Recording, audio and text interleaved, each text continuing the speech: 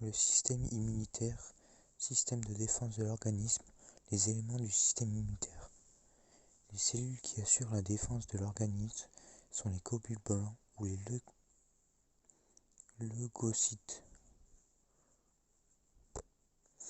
On distingue les lymphocytes et les phagocytes. Ces cellules sont fabriquées et stockées dans les organes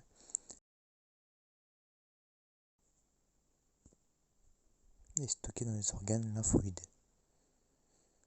L'ensemble des organes et des cellules de défense constitue le système immunitaire. Remarque, les globules rouges ou les hématocytes ne participent pas aux défenses. Il y a le lymphocyte tout au bord. Ensuite, il y a la membrane, ce qui entoure.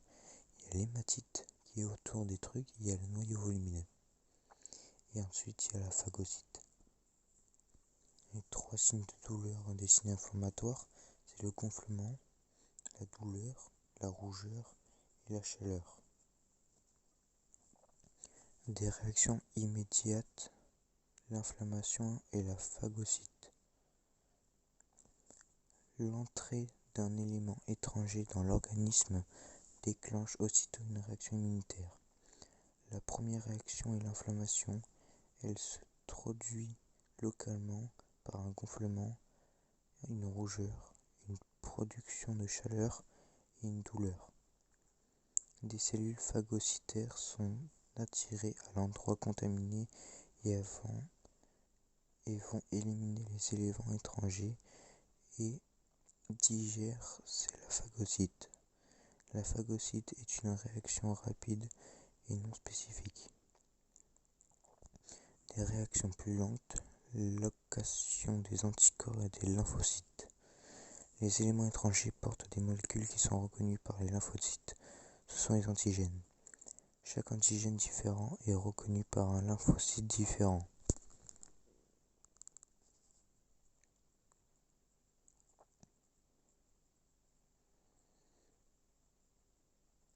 On dit que la réaction est spécifique. Ensuite, les lymphocytes se multiplient dans les organes lymphoïdes.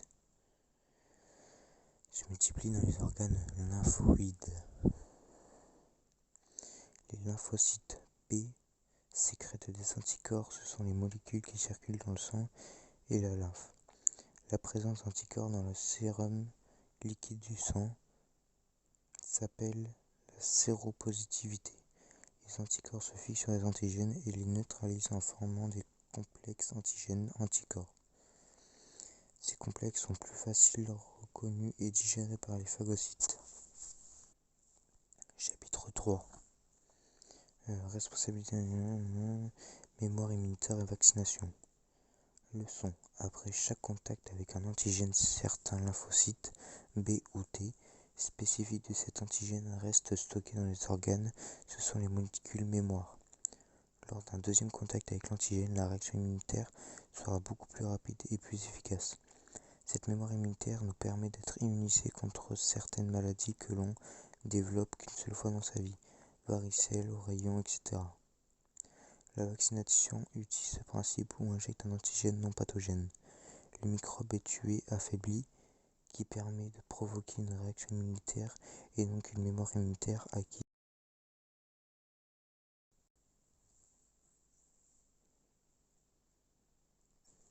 Après, il y a un schéma, les lymphocytes B, qui se multiplient.